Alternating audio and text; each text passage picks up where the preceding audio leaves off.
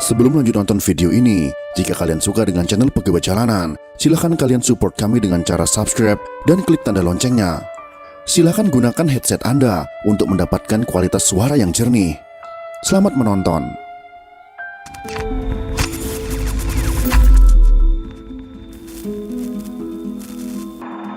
Bahwa saya sebagai mandataris daripada MPRS merangkul kepada PKI. Bahwa saya sebagai pemimpin besar Republik Indonesia merangkul kepada PKI.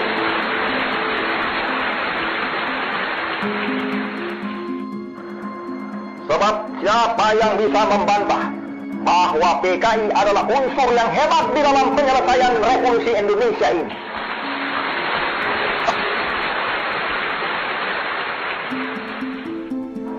Tadi telah disitir oleh kawan Aini. Apa sebabnya menurut pendapat saya PKI menjadi besar? PKI Jotro. Jotro itu, lihat tangan saya loh. Menjalar, menjalar, menjalar, menjalar. PKI menjadi kuat. PKI menjadi sekarang beranggotakan 3 juta. Pemudanya 3 juta, simpatisannya 20 juta. Apa sebabnya PKI demikian? Ialah oleh karena PKI adalah konsekuen progresif revolusioner. Setelah pembantaian yang terjadi pada pemberontakan PKI Madiun, pemberontakan oleh PKI kembali terjadi pada tahun 1965. Pemberontakan tahun 1965 adalah pemberontakan yang lebih terorganisir daripada pemberontakan yang terjadi di Madiun pada tahun 1948.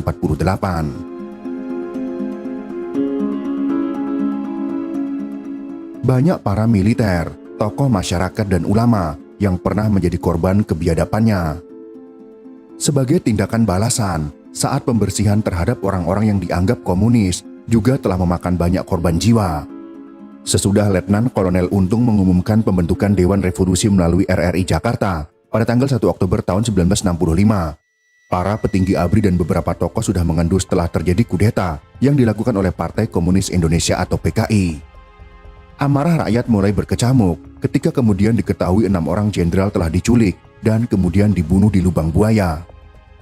Oleh para pelaku kudeta, gerakan ini diberi nama Gerakan September 30 atau disingkat dengan Gestapu atau G30S.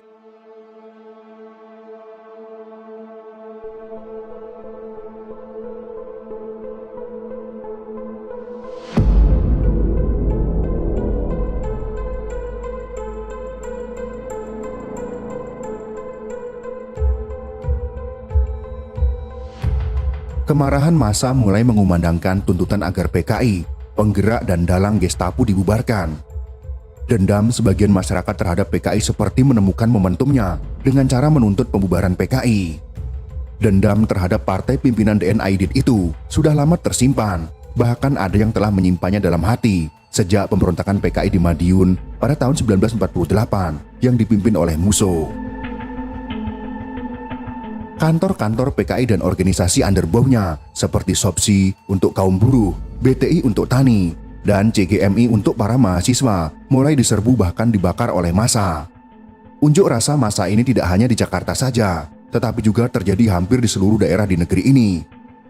Demonstrasi mahasiswa untuk membubarkan PKI juga mendapat dukungan dari pihak tentara. Hal ini diakui oleh Kemal Idris, saat itu pasukan Kostrad yang dia pimpin bergabung dengan mahasiswa.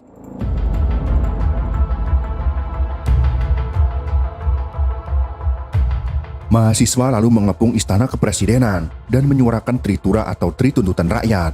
Salah satunya adalah dengan menuntut pembubaran PKI. Pada saat itu, para tentara beranggapan bahwa PKI lah yang menjadi dalang di balik G30S, walaupun tuntutan pembubaran PKI telah dikumandangkan dan korban di pihak PKI juga mulai berjatuhan. Bung Karno sebagai Presiden Republik Indonesia saat itu dan juga sebagai pemimpin besar revolusi, belum juga bersedia bertindak untuk membubarkan PKI. Karena Bung Karno belum menyahuti tuntutan rakyat untuk membubarkan PKI, maka tuntutan massa aksi unjuk rasa tidak hanya lagi tentang pembubaran PKI, tetapi sudah mengarah kepada tuntutan agar Soekarno turun dari jabatannya sebagai Presiden Republik Indonesia.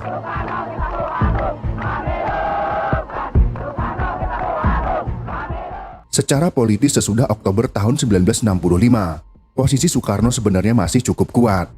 Wibawanya sebagai presiden dan sebagai pemimpin besar revolusi masih diakui oleh rakyat. Pada masa itu, kekuatan militer juga belum sepenuhnya berada di bawah kontrol Soeharto. Masih banyak satuan-satuan militer yang masih menjadi loyalis Soekarno. Tetapi lama-kelamaan, wibawa Bung Karno mulai memudar. Hal ini disebabkan karena Soekarno tidak mau membubarkan PKI. Selama periode tahun 1965 sampai dengan tahun 1967, para jenderalnya yang dulu sangat patuh pada Soekarno, kini tak mau lagi mendengar ucapan atau perintahnya. Bahkan Soekarno pernah menerima pamflet yang menuduhnya sebagai dalang utama G30S. Padahal dengan kewenangan dan wibawa yang dimilikinya, sesungguhnya Soekarno dapat membubarkan PKI. Tetapi hal itu tidak dilakukannya. Jika saja Soekarno mau membubarkan PKI pada akhir tahun 1965, kemungkinan besar pemimpin besar revolusi itu tidak akan menjadi sasaran para pengunjuk rasa.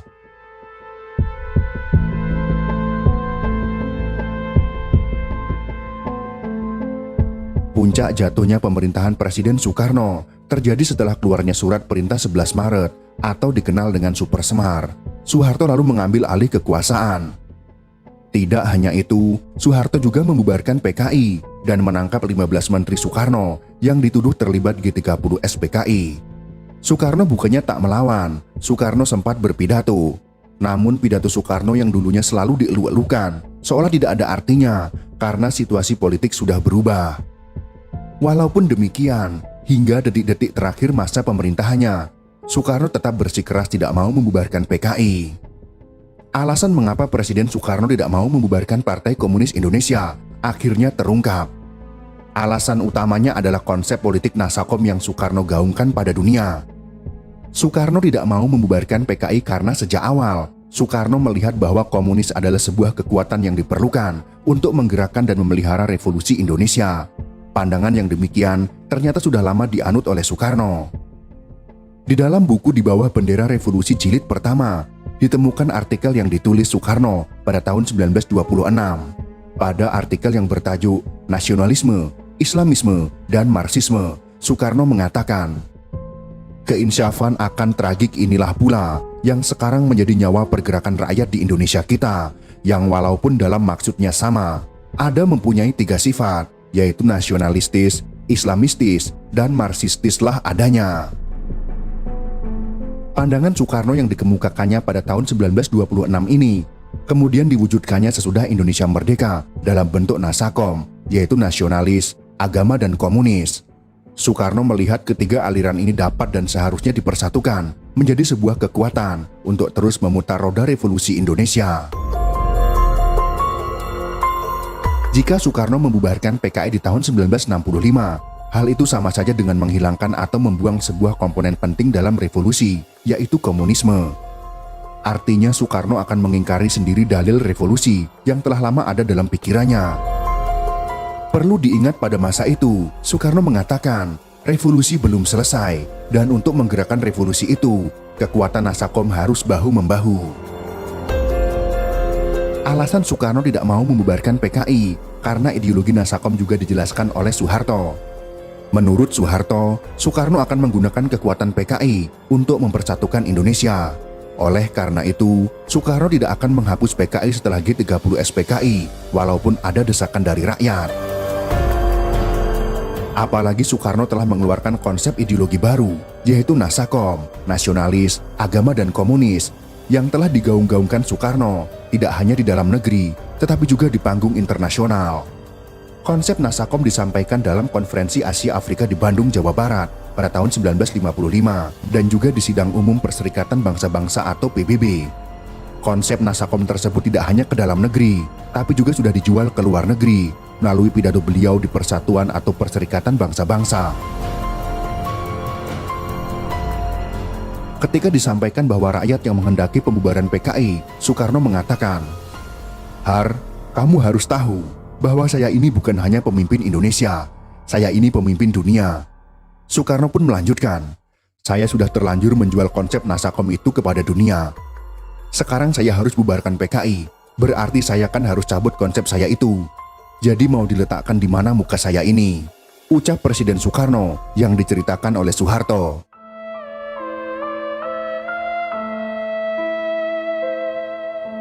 Alasan lain mengapa Soekarno tidak mau membubarkan PKI adalah karena kedekatannya dengan negara-negara komunis, terutama RRC dan Uni Soviet. Pada masa menjelang tahun 1965, Soekarno masih terus menghantam negara-negara yang disebutnya neokolonialisme atau dikenal dengan nekolim. Negara-negara nekolim yang dimaksudnya ini adalah juga negara-negara yang sangat dekat hubungannya, bahkan dilindungi oleh negara-negara imperialis kapitalis. Untuk menghadapi negara-negara nekolim ini, maka dibutuhkan bantuan dari negara-negara komunis seperti Uni Soviet dan Republik Rakyat Tiongkok.